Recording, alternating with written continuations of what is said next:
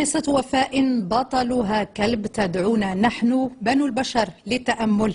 التفاصيل من الصين. كلب أبى الرحيل عن رفيقته، حاول باستماتة إيقاظها بعدما لقيت مصرعها حين صدمتها إحدى السيارات. الكلب بعدما عجز عن إيقاظها أصر على البقاء بجوارها تحت درجة حرارة تصل إلى ما دون الصفر ب13 درجة إلى حين دفنها في مشهد مؤثر.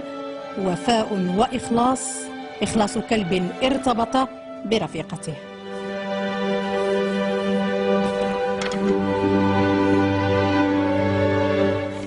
وفي